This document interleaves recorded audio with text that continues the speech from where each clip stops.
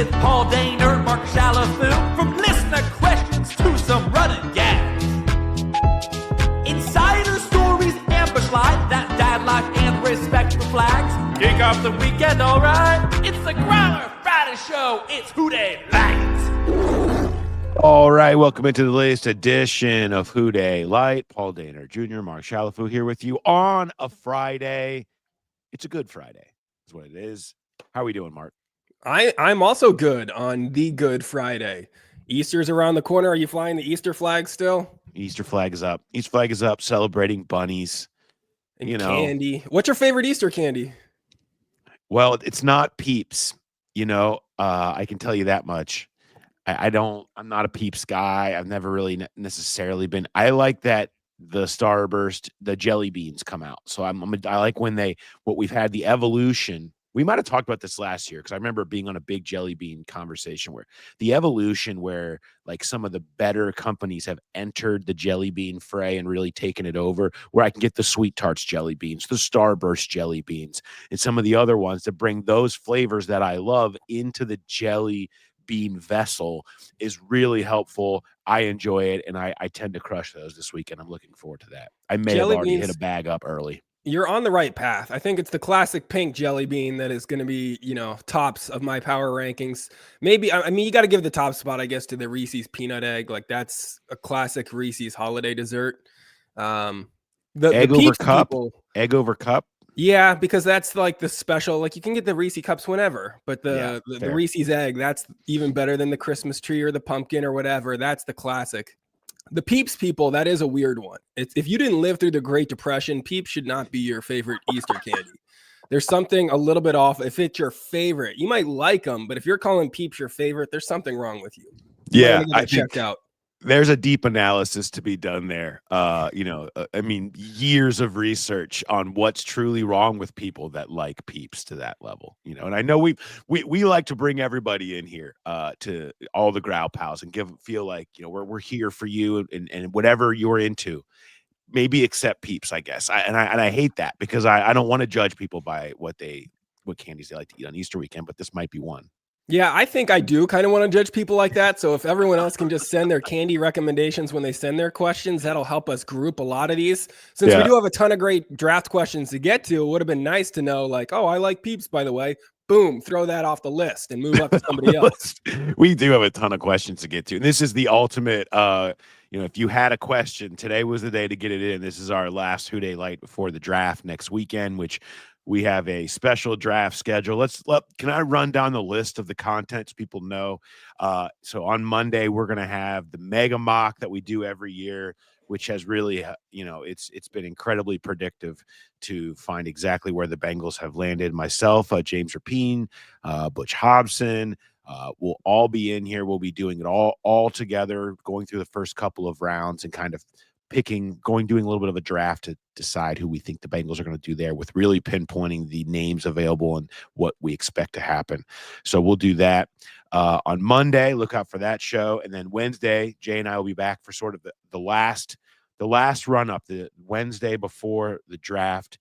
Talk a lot about trades, and we'll talk about some of the situations that are on deck with Trey Hendrickson there. We'll get into all that stuff.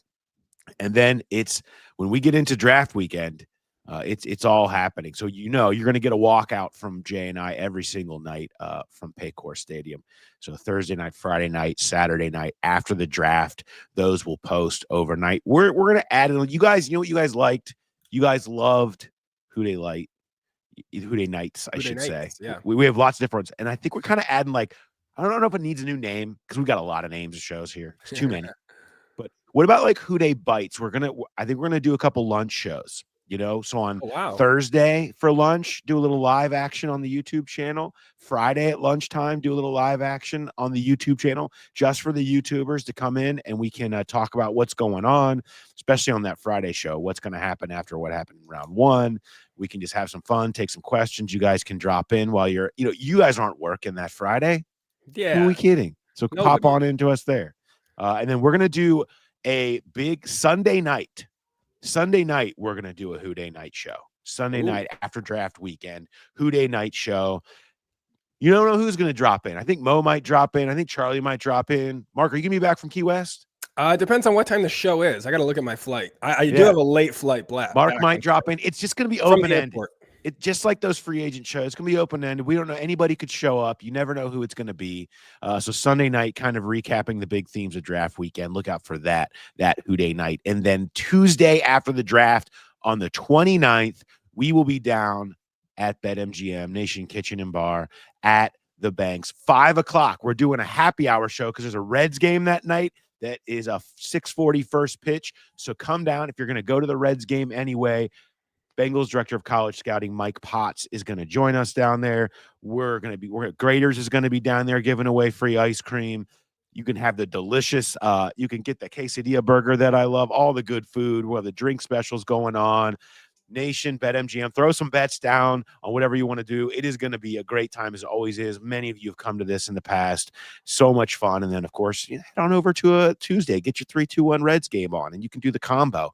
Bengals and Reds in one night. But 5 o'clock on the 29th, BetMGM Nation Kitchen and Bar at the Banks. Awesome venue down there. Come on down. We'll be doing our show with Mike Potts. It's one of our favorite shows of the year to do get everyone back together, because it's been a while since we've gotten to hang out with the Growl Pals in person.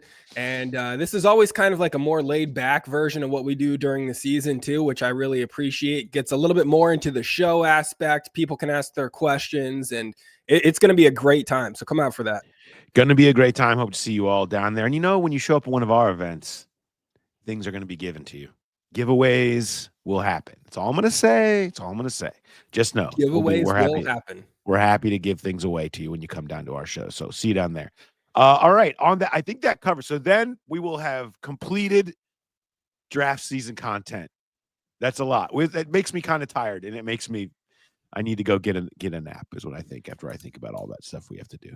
And I haven't written a thing at that point. You're going to have a lot to catch up on. Yeah. In that regard. If you guys have more questions between now and then, shoot them to thegrowlerpodcast@gmail.com, and we'll try to get to whatever we can in that Wednesday show if there's a chance to sneak any more of your questions in. But I know we will. And then Thursday at noon as well when we do our lunch show. Mark, what's your favorite story of the week? What do you got? Well, with the draft coming up, I mean, that's kind of the big end to, or at least a significant chapter of the most important offseason in franchise history. We talked about it for so much. I'm feeling at this point a little underwhelmed.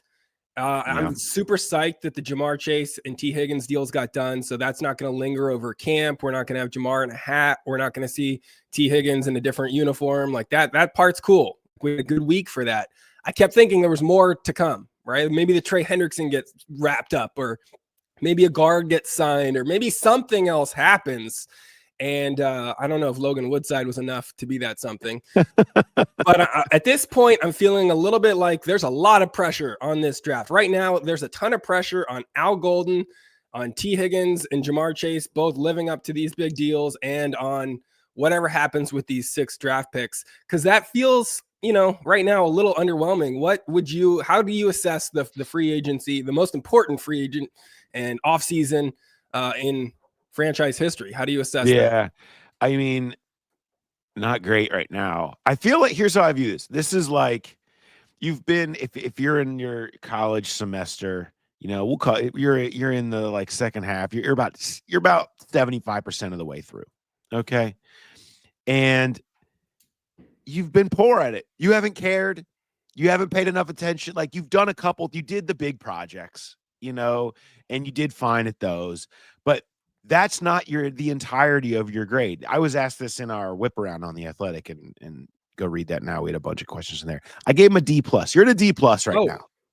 C's equal degrees. Okay. Right now. And you're not even getting, to me, there's so many things still missing in your complete end of your portfolio. Like, you did a good job on the one big project, but you didn't show up a couple of days. Like, your homework was kind of shoddy. It seemed like you missed a lot of the point of some things, but there's time. Okay. Like, you have time to complete this stuff. If you just cram now and you ace the final exam, and you do a couple of nice little, just finish some homework between now and then, you can come out good. You can get yourself to a B. B is attainable for you right now. You just got to buckle down. But is this like, are Bengals fans like looking at the Bengals like the bad student that you keep thinking is going to take advantage of the opportunity that still exists, even knowing that maybe it won't happen? Or is there hope saying, you're right, they're going to rise to the occasion once their feet get pushed to the fire here, they're going to rise to the occasion and they're going to get it all knocked out. They're going to get that B. I know they're going to do it. Yeah, that probably just says a lot about you as a fan, like which side of that camp you're on. Some of us might be like, hey, a B is still technically feasible. It's possible that they can still get a B. Mathematically, they can still get that B. I'm not going to rule it out. Maybe this is him maturing finally in college. We're going to turn that corner, get that grade locked in. And then if you're maybe a more pessimistic fan, you're like, well, listen, I saw what his brother did in this same situation last year, and he did not get that B. He ended up in the D. So it can go either way. It's just the later it gets in the offseason, there's just more and more pressure on those next steps. After, the first 2 deals were done, I was like, all right, well, there's more pressure now to really start free agency. And there was nothing splashy. And so now there's a lot of pressure on these draft picks. So, they got to crush all 6 of these to really make you feel good and to creep into that B territory. Or maybe there is a bigger plan. I also have that hope too of like, maybe it'll all work out. They've got something cooked up. There'll be some more free agency moves afterwards, or we'll finally get some resolution to some of these things that have been lingering, like, the Jermaine Pratt thing and other stuff like that. So there's still time. I'm trying to be optimistic that we'll land that B. Yeah, I mean, it's notable that you haven't handed in the Hendrickson project yet. I mean, somehow you didn't. Somehow you still have yet to complete the Pratt quiz from way back in January, right? It's like, you haven't finished that. We're still wondering if you have any thoughts of doing the guard project correctly. It seems like Al Golden seems to be the only one working on that group project over there on what's happening with reinventing this defense, right? There's just a lot of projects and balls in the air right now that they can all be completed. It can all come together. We've all seen it happen. You just wonder if it actually will. So that's where we're at right now. But there's time. I love the vision as we take this analogy too far of like them actually waking up like some of us did. Like, wait, is the exam? Is it Thursday or is it Friday? When is oh no, I'm gonna have to pull an all-nighter, right? And it's like just Mountain Dews and Red Bulls, and they're up all night. Like, does anybody have guard rankings? Call a friend, copy their work. We just know anybody who's taken this test already. We get the answers. I love that. Gosh, I would love to. I don't want to see that with the Bengals, but I do feel like it would be like a fun reality TV show concept. You make one GM wake up on draft morning, and that's it. He's got no prep before that, no meetings, anything. He just has to cram what he can and see how good the draft could still be. Because I think, it might surprise you. Maybe he pulls it off. I think what you could do, we always do this before the Super Bowl, right? You have the puppies make the pick of who's going to win, right? You put the 2 helmets out with treats inside of both of them, and the puppy comes up and he chooses which helmet. Maybe they do that. They take a list, they take like 10 names, and they put treats next to all of them and just let a puppy make picks. Yeah, that way. That's good TV right there. Yeah. Okay? And then if you get any heat from the fan base, you show up at the press conference with Nibbles and you're like, well, what do you want me to do? Do you want me to put him down? You want me to put this puppy down because he couldn't draft? If that's what you're asking for, we can do that for, and then everyone's like, no, Nibbles did a good job. Don't put Nibbles down. We've got some good draft questions. Are you ready just to jump right into these? Yeah, let's jump right into some draft questions. Let's go. All right, this first one, I love how he starts it. He says, Paul and Mark love the Growler podcast, all the different iterations. He enjoyed the Who Dey Light mock draft pass that we did last week because it kind of narrowed down the importance of drafting maybe a safety or linebacker in the first and then really nailing that guard in the second round and then addressing defensive tackle and edge later because it's a deep class. The Vegas odds still have the most likely pick for the Bengals as a defensive lineman in the first round. Second most likely is cornerback. What are your thoughts on what Vegas is thinking right now? Yeah, you know what? I mean, let me go. Maybe when I go into BetMGM, when we head up over there, I'm going to head up over there and meet up with them here early next week. I'm going to be like, look, can I set my own odds line? Maybe I set Paul's BetMGM odds on the draft. Like, you guys have all your other draft stuff up there right now, but I set my own lines on where I think this could go. I'll tell you what, offensive line needs to be higher than what. Where is it right now? Because I think it had started like plus 900 at one point. Yeah, so I think it was like not like farther down the list. Like that needs to be higher up the list. Cornerback was number 2, which was crazy. Safety was 3rd, and then offensive line was 4th at plus 900. That's corners off the board value for me. I don't see you never know, but I think you kind of know. Like corners off the board for me. I don't see that being a direction that they go. I think so. Here's kind of the fine. Like I'll get more specific into this on Monday's show, but here's basically the final grouping of options at 17 as I see it. We've kind of come full circle. Where we're right back where we started after we've talked about everyone and weighed all the options, and I'm right back where I was in the first mock draft I did before free agency. It was like, well, Derek Harmon or Walter Nolan. What do we think? Right? This is kind of like, this is where it started. And I find myself back there a lot right now. I think you can go either way there. It probably depends. If you listen to Dane, I highly recommend. We had Dane Brugler on Wednesday. He spoke about the concerns teams have with Walter Nolan off the field in terms of how much does he love it? Is he going to get the most out of that potential that you see? Whereas I don't know if that exists to the same level with Harmon, who was the most disruptive defensive tackle in football last year at Oregon. And, it's a more of a 1-year thing. I think I lean towards Harmon for that respect, but I end up there at the top.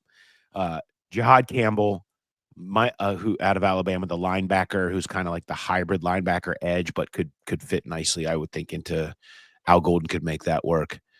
Mykel Williams and Shamar Stewart, who are the edge rushers, who probably aren't people that fans are as excited about.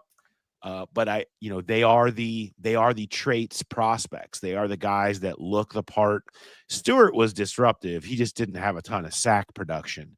And he is a absolute freak. He's a walk off the bus winner, right? Like walk off the bus team. You want those guys where they get off and the other team's like, oh man, look at that guy coming off the bus.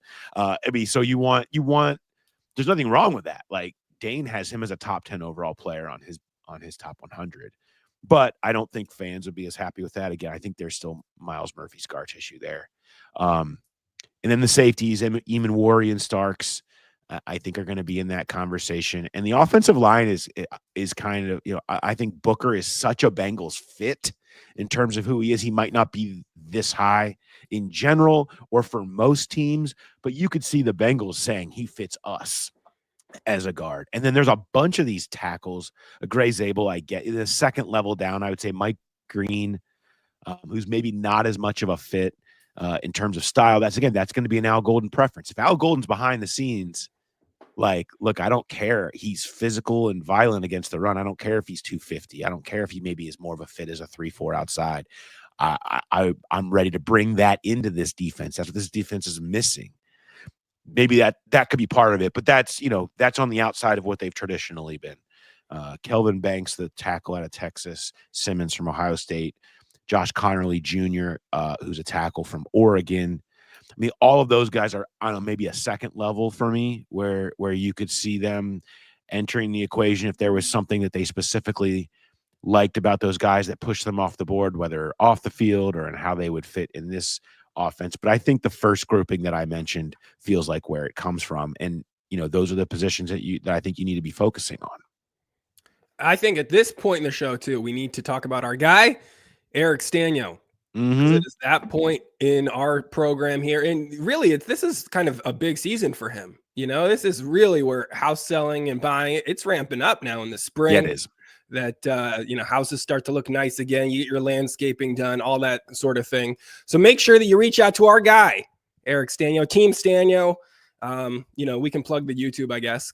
That's big. He's big on there. Yeah, he is big on the YouTube. Get all your information, neighborhood, all the trends, what's going on with neighborhoods, schools, things you should do. He had a good tip for us last week about something as simple as like replacing your door on the front of your house simple things like that you can do. These are the types of things that he sent me this actually. He sends these emails out with all these like full Keller Williams reports of what's going on in your neighborhood, so you can keep up without having to go out there and do all of that. I just get that just from knowing him, just for being part of the family. You know what I mean? The Clanyo. Clan being part. I'm in the clan. I'm in the clan, yo. Hit him up on Twitter. That's Manyo3, MANYO, the number 3. He's the guy. If you or someone you know is looking to buy or sell, email him directly, info@teamstanyo.com, or go to www.teamstanyo.com to connect with him and the entire Keller Williams team over there. All right. If you have questions for him, I think he might be at our live show. So you could come and bug him in person with your real estate questions and, really get after it with him there. And maybe you could tell him that, look, you don't think he's a serial killer for having urinals in his house or wanting urinals in his house. He loves when people approach him with the urinal question. I actually think he really does. Yeah, I think he's going to rebrand as a urinal expert, as like a little offshoot on what he does. It's not as classy as Team Stanyo, but I think urinal expert on your business card is worth considering. Yeah, that's how he gets in other markets, I think. It's like he does all the real estate here and regionally, but if you're somebody that has urinal questions in Oklahoma City, you need a urinal expert. There's not a lot out there. He could fill that void right there. Yeah, I think we're really helping him with a good expansion model here. I think that, but then who says that we don't give him anything? Okay. Exactly. This is a give and take, right? We're all helping each other. He's had some growl pals that have bought houses, and we're giving him new business with the urinal thing. It all comes together pretty well. But he's our guy. Go support him, of course. And buying and selling houses is serious business. He knows what he's doing. That's the most important thing. No doubt. All right. What else we got for questions? Let's get into this one. This is from John. He says he's thinking about trade pieces the Bengals may have. Am I nuts to think Jake Browning is a logical piece to consider moving? I'm a big, you got to have a great backup QB guy, but if he plays more than 2 or 3 games in a season, the season's over. Wondering your thoughts on the possibility of moving Jake and what you think he'd be worth. I think he's yeah. I don't. So I was talking about this with somebody the other day, actually. I guess if you're a Logan Woodside guy, I mean, they did bring back Logan Woodside. I don't know that that's crazy, but let's see. Let's just play this scenario out, right? If the Bengals liked what they saw from Logan Woodside when he was in the building last year as their third quarterback, and you're like, you know what? Let's bring him back. All right. And maybe if you want to have, usually you want to have that third QB kind of a developmental guy in the background. And in the case of here, you're trying to develop a future backup. You're looking for the next Jake Browning, to be honest. When they brought Jake Browning in, he was young. They developed him and they got him to the point that he's at right now, where he did help them win games. Where I would disagree with this question would say if he has to play more than 2 or 3 games in the season, the season's over. He held the season together pretty well when he had to come in for an extended period a couple of years ago. They found ways to win games with him. He can hold the fort down, and that's valuable. Obviously, it's like a good insurance policy. You got to have it, right? And not until you need it are you like, damn, I should have gotten that insurance, And so here you are with Jake Browning. So yeah, trading him is a risk, but there in a year where a quarterback draft is weak, and there are teams in major problematic areas at the quarterback position. If there was something of value, I don't hate the idea. What do you think he's getting, though? Jake Browning? Like, what round pick? If you get quarterbacks are always, your number is always going to be higher when it comes to a quarterback. You're always getting more than anybody thinks that player is worth at its face value because of the premium position. And if you have a team that hates their quarterback situation, and doesn't feel like they have the proper competition, then you could get something for him. You could get a day 2 pick, I bet. Really? And we talked about how much they need that. I think that's the only thing you're doing it for. Yeah, you're getting a guy who's going to be competing to be your starter for next to no money. I mean, this is especially on the quarterback scale.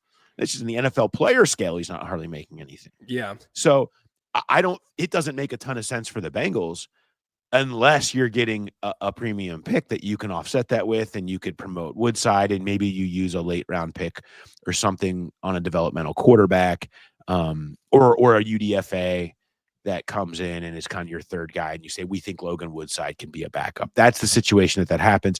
You're probably, doing it now is I don't know. Like, you know what I'd like to see? Joe Burrow get through a preseason. Yeah. We've seen that show too many times, and there's so much value in knowing that you have Browning there. And when can you really maybe get something is when something happens to somebody's quarterback in camp or preseason. Right. And and then now you have value.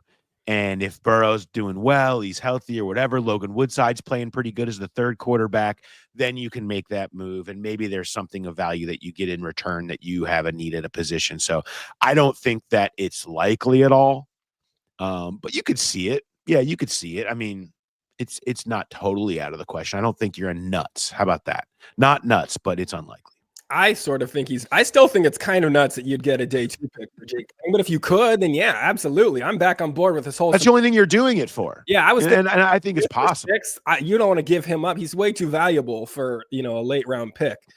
Next question. This is from Paris. She, I don't know what kind of name Paris is. Hi, Paul. It goes both ways. Checking in from England. Kind of wild to be named Paris in England. But just wanted to say I'm a big fan of the show. Listen to all of the podcasts. The potential off-field red flags are well documented in regards to Mike Green, but considering his talent level, I'm surprised at the lack of real buzz around him in the local Cincy media. Do you know something that fans don't in regards to how the team views him? Do you think he'll be considered at all despite the Burton catastrophe? Because from a talent perspective, he's got a strong argument as the second best edge rusher in the draft and would be the best edge rusher that we've drafted since Carlos Dunlap. And then he says, P.S. Paul, how happy are you with the return of David Moyes for your beloved Toffees and the impact he's had since coming back? I don't know what any of that means, but I'm guessing it's some weird soccer stuff. Yeah, it is. He's the latest manager change midseason that's happened with Everton to keep them from having to be relegated, and they're not going to be relegated. Sadly, my love of soccer has just turned into, are they going to be relegated this year? Nothing else fun happens. Nothing else interesting happens. They just like stave off relegation, and we all wave the yay flags. And then it sure is great being an Everton fan, right? Like it would be so much nicer. Yeah, and maybe the trajectory is better. New ownership, new building next year. I'm hoping that the move to the docks will reinvigorate them and get them back up to the top of the Premier League. Instead, I'm probably going to be sitting here having to answer questions about a new manager next year, trying to help them stave off relegation. So that's my thoughts on that. But Mike Green, I touched on it earlier a little bit. I think it's just going to be a matter of Al Golden's view. I don't think they'll have a problem with the off-field because of the lack of, Dane talked about this a little bit too with him, the lack of any criminal charges involved. He said, she said nature. We know about the Bengals. I mean, I think it would probably have to have some kind of more criminal charges involved or unsettled for them to be really affected by that. If we're just going off some of their history with the Joe Mixon thing and some of the other stuff and how they've handled those in the past traditionally.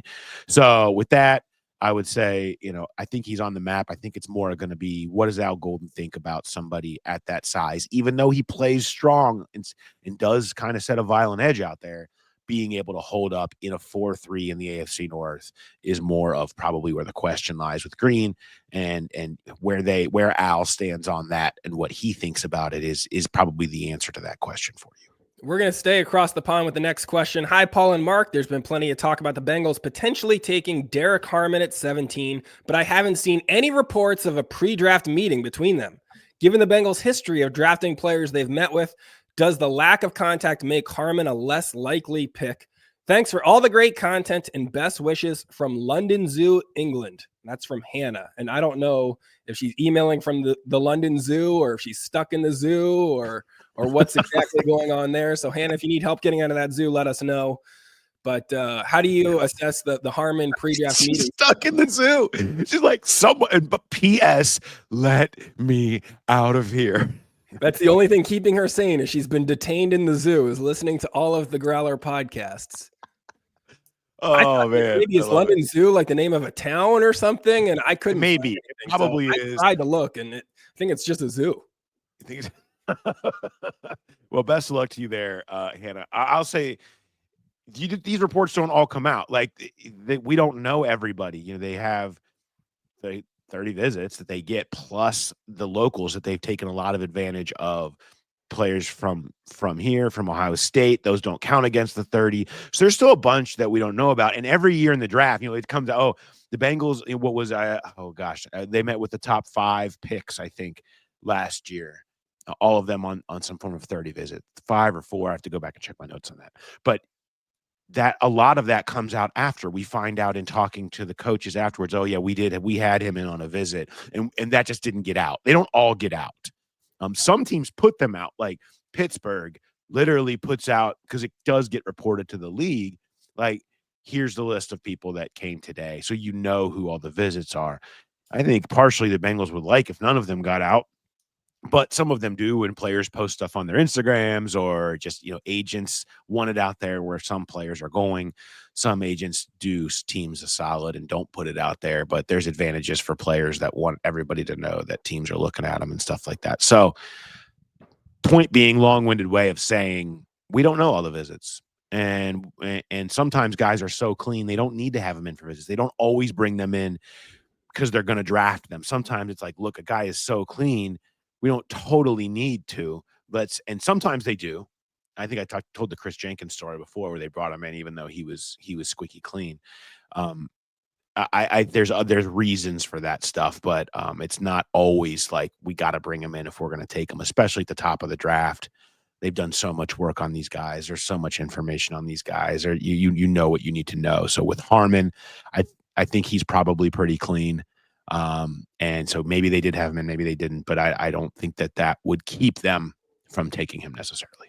We're going to take a little break from draft stuff, and because we've got a question here from the Growl Gals. All right, let's go. Over at Bar 3 in Marymount.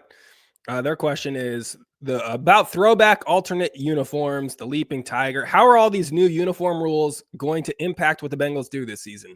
Okay. The Growl Gals had this. Yeah, they mentioned this question to me the other day when we got done, which, by the way, the Growl Gals are awesome. I hope you guys are taking advantage. If you need to get like a gift or something for Mother's Day or wherever, they've got 4 Growl Pals. They have a 40% off all their packages thing going on right now. So hit them up. If you need a gift to give to somebody, it is the perfect time to do it. You can get all the packages from there. Just go to the QR code down here and hit up their website on that. Put in GrowlPal as the code. But so here's the thing with it. There's new rules. So there's a new alternate helmet that can be added. You can add a 3rd helmet now.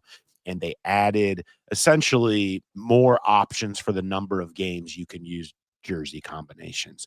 The Bengals, and it gets really in the weeds here. I know uniform people are like, I want to be in the weeds. Tell me about the uniform weeds. But there's I think their pants closet is full, if that makes sense. Like there's only so many combinations you can do where they have you've got the all in orange, they have the all white tiger. I think there's more extra games that they can use certain combinations for now. So maybe you can see a couple more, but not enough to turn into like Oregon Ducks style, where every game is some sort of a new Nike invention or anything like that. But yes, there's more. I do not think that I don't get the sense there's a new helmet coming or anything like that. I know that's something that people were wondering if they're going to bring back the Bengals print helmet. That doesn't seem to be in the works. They've got the white tiger. They've got the regular helmets. They've got orange, they've got the all whites and all the different combinations of that with their regular jerseys and pants. So I think they're going to use those combinations up, but I don't think you're going to see anything new or inventive coming. But once that all gets kind of sorted out, once the schedule comes out, we haven't even gotten to the schedule. Let's get through the draft, then we'll get to the schedule, and then they kind of dive in a little bit more into the jersey combination stuff. But the new rules that have come out that they just put out to add more options doesn't necessarily have a huge effect on where the Bengals are at right now. All right, back to the draft questions. This is, I don't see his name. All right. Well, he says, hey guys, I'm a huge fan of the show and he believes you have the best podcast on the planet. There you go. So the analysis, accuracy, ability to be unbiased is second to none. And a big reason he's a diehard Growler fan. Now to the question. He's a South Carolina Gamecocks fan, and he loves seeing the Bengals draft the boys in the garnet and black. Are there any other Gamecock players that you would love to see in stripes? My pick would be Raheem Rocket Sanders, since I think he'd be a perfect pairing with Chase Brown. Thank you all for your efforts and contributions. As somebody with a back injury requiring surgery soon, good luck to you. Listening to you guys gets me through the night sometimes. Okay. Well, you know what? Maybe the planet. Best on the planet. You know what? This may be an obscure question, but this just goes to show if you lead like that, okay, if you lead your emails like that, it doesn't matter how obscure the question is. We're going to talk about it. I'm here to talk about South Carolina prospects, okay? Because that's what we need. And if you need, like, I can give you all kinds of tips on back surgery. I've had multiple back surgeries. I powered through. And so maybe I can record like in a really monotone, slow tone, an hour's worth of thoughts about how to get through back surgery, the importance of it, and South Carolina's football effect on back surgeries. And then it can help him sleep at night after he goes through all of this. Well, when really my only real advice is like sometimes you're just going to need the bourbon. Yeah, that's good advice. I'm just hoping that you get through back surgeries a different way than he gets through back stuff, because I think it would be really creepy if your path was also listening to your own podcast and just like, oh yeah, that was a good take by me. This is really helping soothe the back pain, listening to these old episodes that I did. That would be a little weird. Yeah. All right. I'm going to answer your question. So South Carolina is fairly notable this year, specifically their defense, which was really good. Eamon at the top of the draft is certainly a possibility. The safety who could be kind of a big safety linebacker hybrid player. TJ Sanders, defensive tackle. He looks like a possible second-round prospect who they've had in for a top 30 visit. They've had Eamon and Sanders in for top 30s. So those guys are very much in play in round 1 and then in round 2. I really like Demetrius Knight, their linebacker, as a fit, who would be probably a 3rd, 4th round type of guy maybe. I've mentioned him. I mentioned him in the linebackers series on Monday this week. So those are the ones. And then, I would say the running back, every single like big school has a running back prospect in this draft, I think. So like they have 1, 2 that certainly would be in play. I have my favorites, the running backs and tight ends. Part 5 of the 5-part series is up, and I have some of the ones that I think are the best fits late in the draft for the Bengals. He's not on there, but yeah, I'm with you. You could certainly see it. There's a bunch of guys like that would make sense. And if you had big numbers in the SEC, the Bengals are interested. So that makes sense. Appreciate the question and good luck with that back surgery. I don't know. Like, so you just mentioned some really good defensive players. I don't know why his pick is the running back. Like, come on, give us one of your defensive studs. Exactly. No, really you need to stand on the table for one of these other guys. This is what you really need. You don't need the Chase Brown backup. You need somebody that can rush the passer. Come on, you need some TJ Sanders. Our next question's from Noah. He says, it's pretty cool that some free agents like Justin Simmons and Dalton Risner came out and said that they would love to play for the Bengals. It seems to me that they could both sign both of these guys on pretty reasonable deals. How many starters from the free agent pool do you think they sign post-draft? 0 is an expected and acceptable answer, LOL. Yeah. How many starters are we getting after the draft? Yeah, I feel like there's probably, just because of the nature of how many positions that they do have to fill and, the cramming that they're having to do for the test right now, that just doesn't have enough. They don't have enough opportunities to get that grade up to a B in the draft.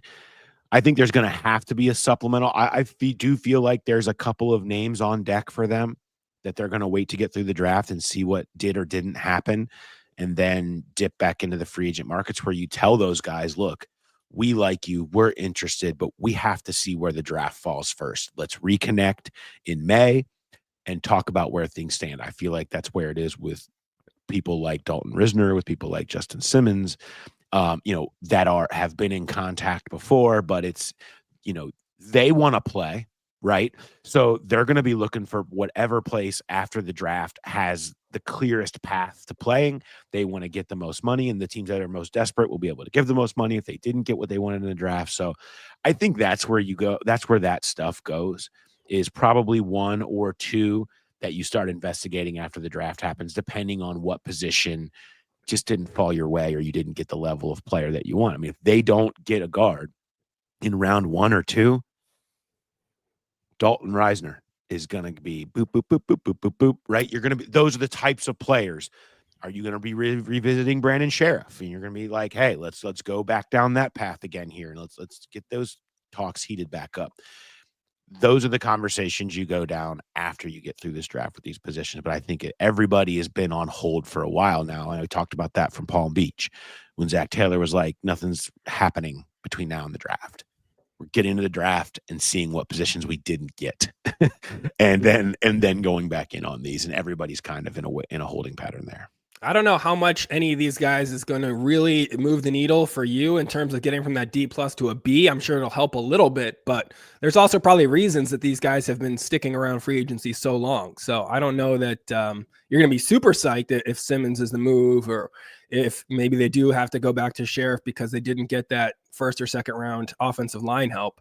But, well, some guys are just holding out for the right spot, knowing that the draft would impact that. And they don't want to sign and then have somebody be drafted over top of them. And you're like, oh, why did I sign there? They just drafted a guy to play ahead of me. Like, I just wait, and you especially if you're a vet, like some of these veterans that they're just trying to find the right spot to chase a ring on one of their last runs in the NFL, or make sure they can play on one of their last seasons in the NFL. Like that spot matters. They don't want to feel like they've been replaced before they ever even played it down. And so I think it works both ways in terms of everybody waiting right now. Here's another draft question. During the draft, it seems like you guys and the press in general reveal the picks before it's shown on TV, especially in the later rounds. Why is this? Just let the telecast reveal and then report as needed. We wait for hours watching and see a tweet a pick or two ahead of the formal reveal. Frustrating. My advice would be just don't be on social media then when you're watching the draft, right? Then you don't have to worry. It's not like you're showing up in people's houses like, hey, it's going to be Tyler Booker. You're not doing that. There's ways to avoid that stuff. Some people seem very upset that you're spoiling the telecast and that you should defer to the TVs. I hear this. We hear this a lot, and I try to be cognizant of it specifically in round one. Because sometimes we know a little bit before, but like a lot of times we just watch it on TV like everybody else. I know with round one, people are certainly more engaged, and rounds 2 and 3 too, more engaged in like watching the program. Like I'm on the second screen, I'm doing it all. I want to see what people are saying. I try to have a little more respect for that there. Once it's out, like if I know it, and a lot of times we don't, but if I know it, a lot of times we see it when there's always one or two national people that are just like, I'm putting it out there. And who decided to do that, whoever it can be, it's always somebody that puts it out there first. And so once that's out there, and I know that I'm not the one spoiling it, that it's out there, I have a hard time sitting back and waiting on it when everybody's already saying it. I try to have more respect. As each round goes by, my respect for that falls by the wayside. By the time it's day 3, like, this is my suggestion to you. Don't sit there and watch all 7 hours of the draft on Saturday. Like, just know that I'll tweet it, put my notifications on, and I'll tweet it to you when the Bengals make a pick. Like, you don't need to be second screening the entire day, the entire day 3. But yeah, I try to wait until it's definitely out there on the first couple of days. But that's just it's the nature of the business, man. I've done this where I did this with the Masters on Sunday. We had family over, and but we went and had dinner. Well, I was like, I'm not missing a second of Masters coverage. You pause the DVR, whatever, go in the other room. I come back, and I'm like, I got to be careful. I don't want to get a notification. I just want to watch it. And so I just set my phone over in the corner and take it. It's okay to do that. It is okay to do that too. But I understand the frustration. We hear it a lot. I understand. I do try to be respectful of that, specifically on day one. All right, our last draft question here for Who Dey Light. Will sent a very good, detailed question, very well written, praising the draft wheel exercise that we did last week and kind of illustrating some of the different paths and that stuff. He said what he can't get around, the main conclusion that he's come to is that the Bengals really need another pick in that 85 to 115 range, and then the draft would set up quite nicely for that to fit many needs if they could pull it off.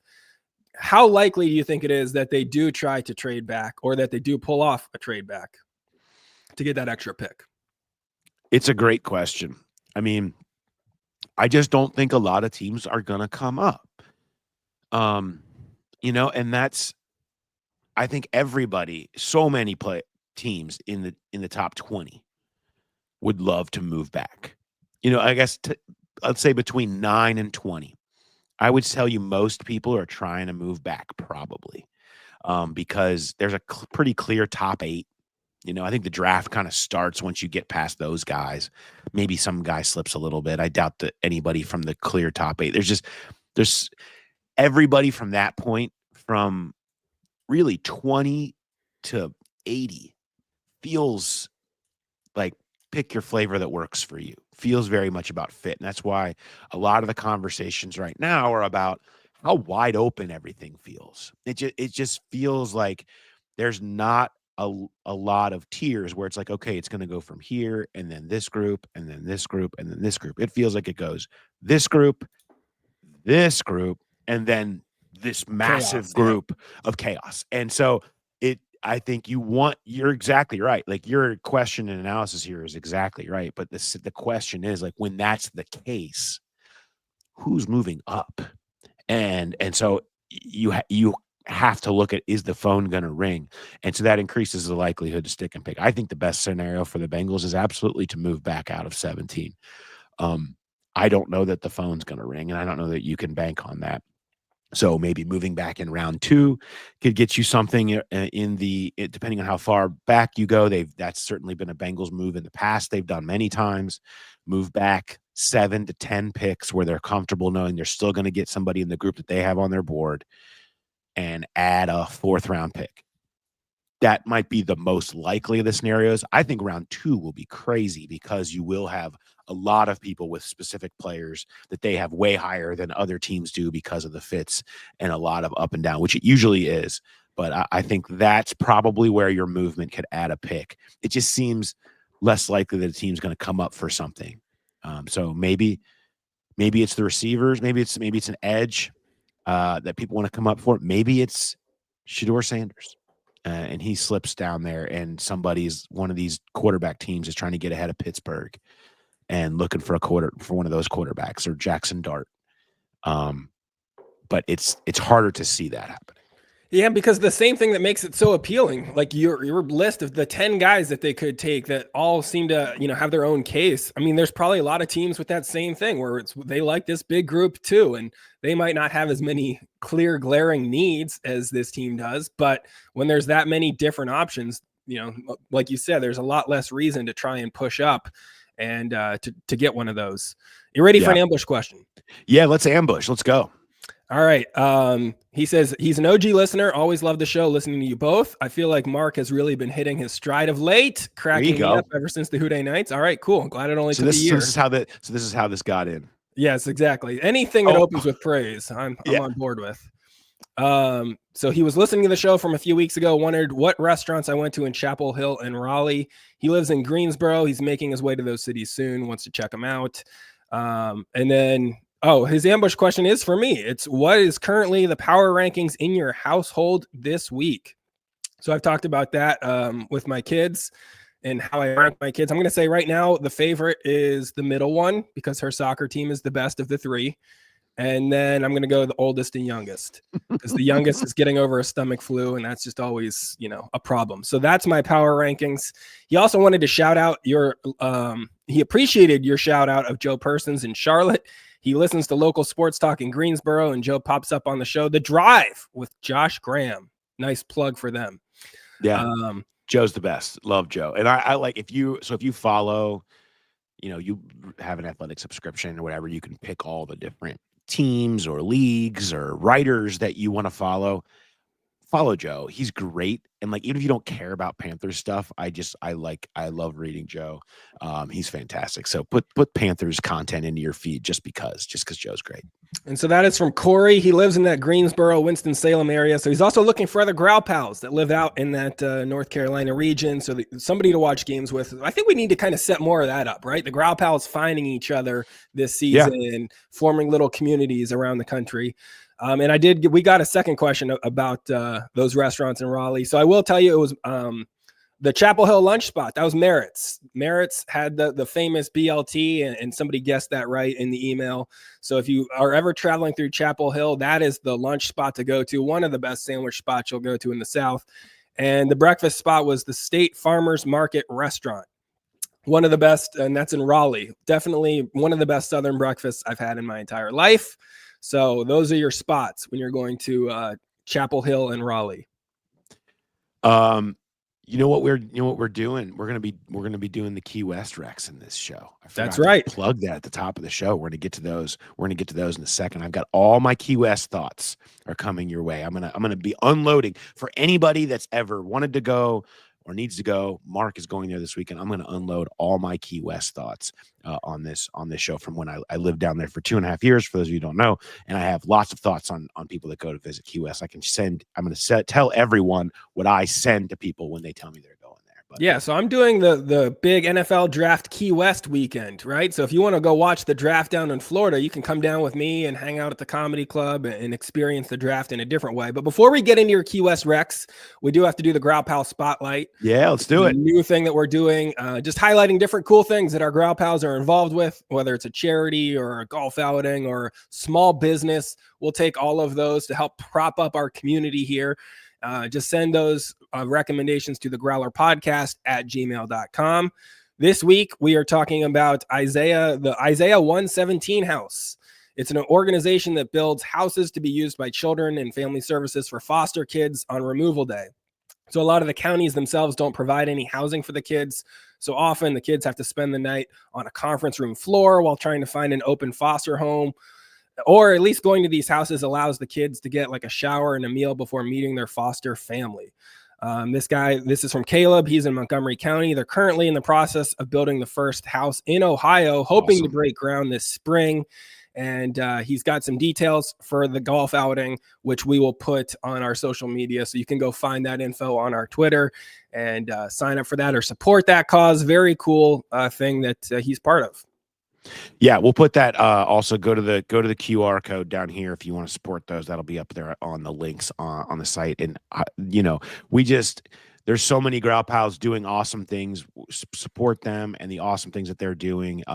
Whether it's golf outings or whether it's just donating to the causes that are great causes. So, and these are the ones that we want to make sure we're spotlighting. So if you have some, send them to the Growler Podcast at gmail.com.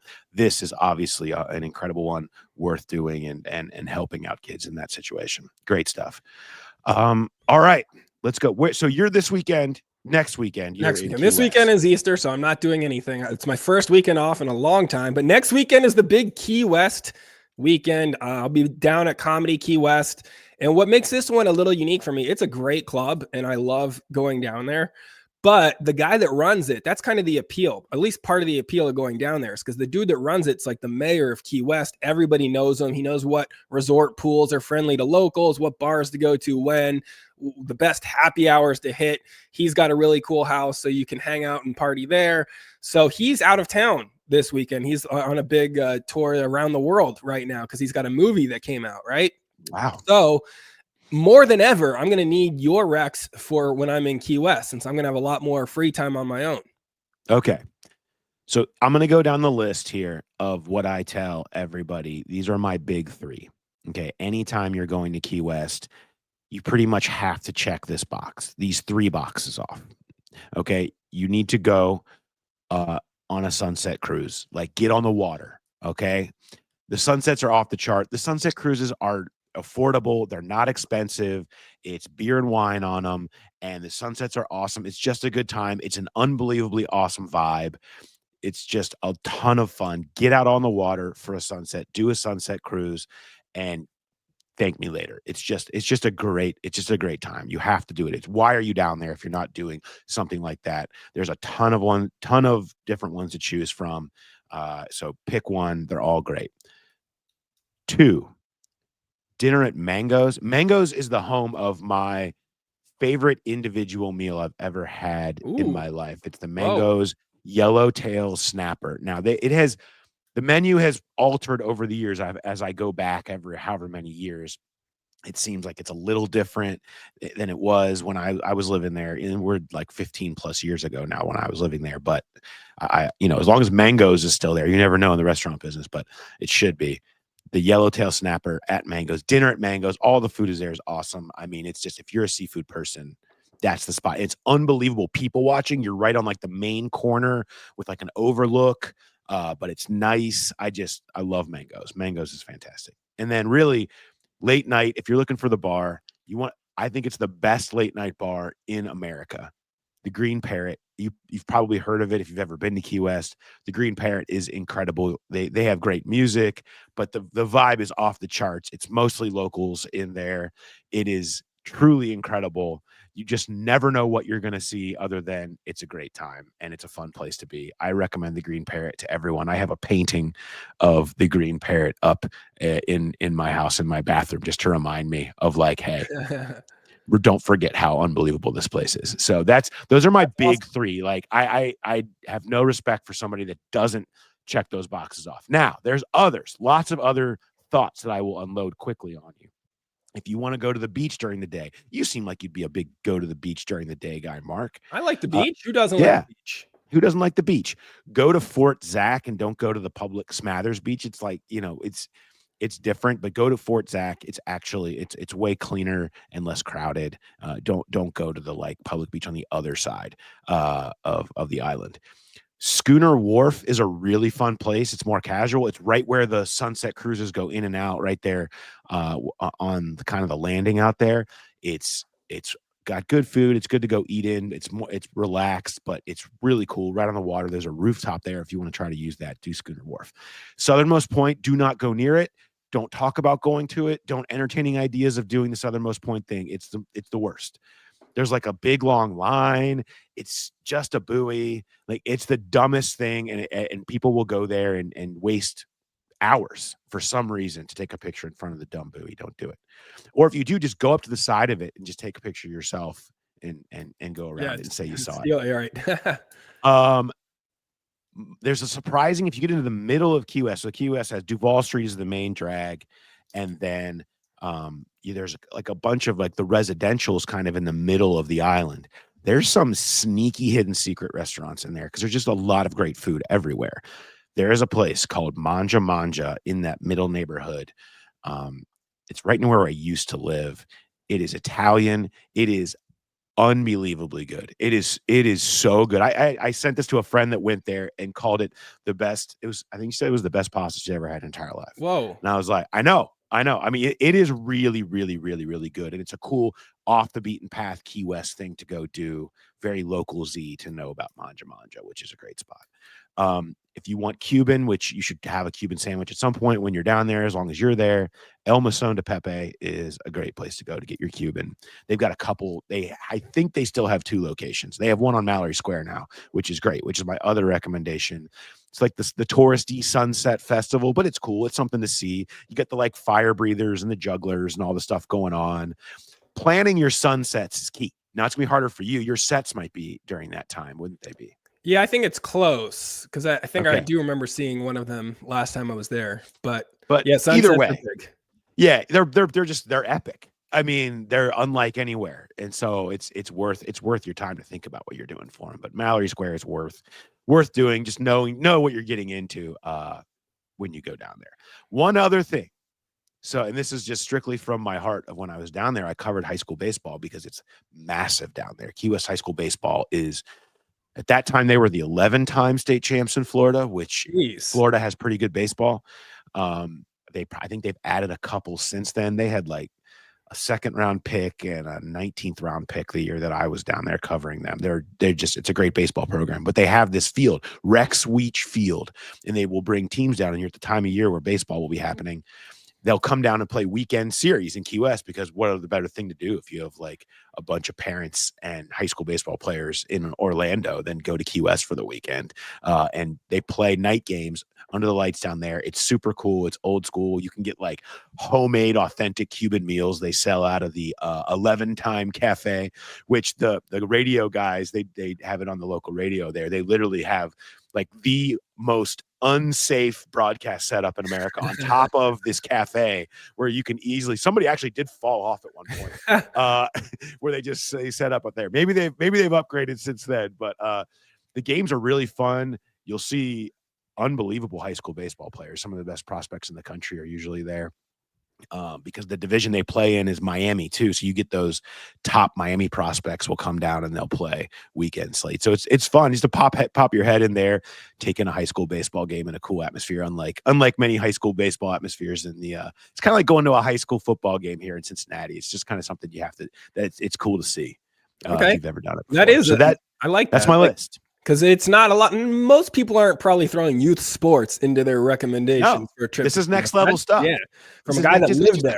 For the atmosphere. The atmosphere is cool. It's something to see. Like you can go have a couple of drinks, go shake in some of a baseball game, and then move on. But it's a fun atmosphere. Get yourself some authentic Cuban food.